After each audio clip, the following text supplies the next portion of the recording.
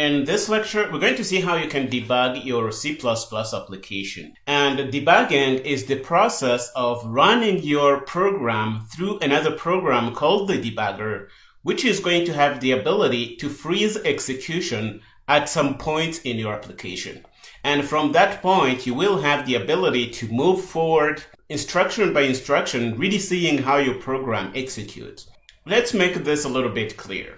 We have seen that we can run our program through the compiler to generate a binary. Once we have the application binary, users can then double-click on the binary and it is going to be loaded by the operating system. It is going to run, and then we're going to see some output in the console. This is what we have been doing so far in this course. Now we're going to see how we can pass that program through the debugger. We will have commands in our IDEs that we can issue for the binary executable to be built and loaded into what we call the debugger.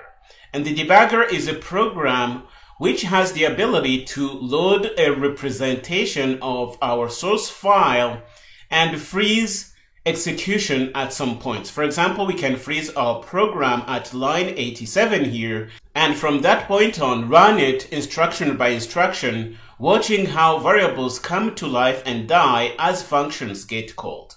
This is really how the debugger can become useful.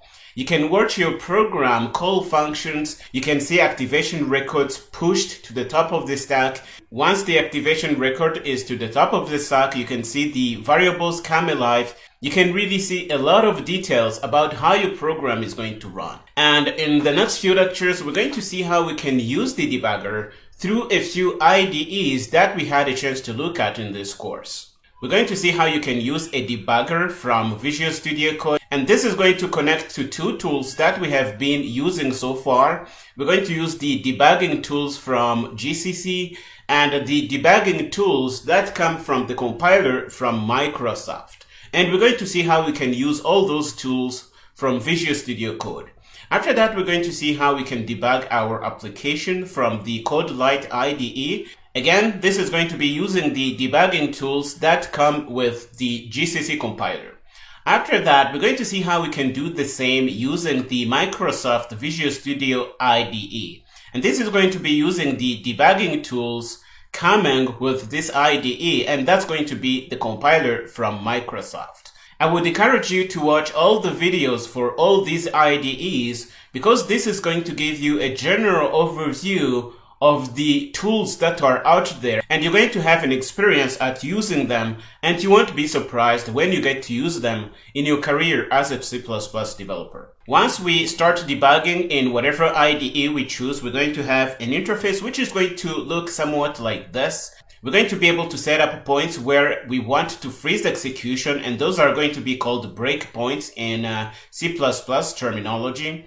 And once you set up a breakpoint and run your program through the debugger, your program is going to freeze the moment it hits your breakpoint here. For example, here you see we're going to freeze when we hit line 87 here. Once our application is frozen, we will have the ability to use a few buttons that are provided through the IDE. For example, we can keep executing and execute things line by line.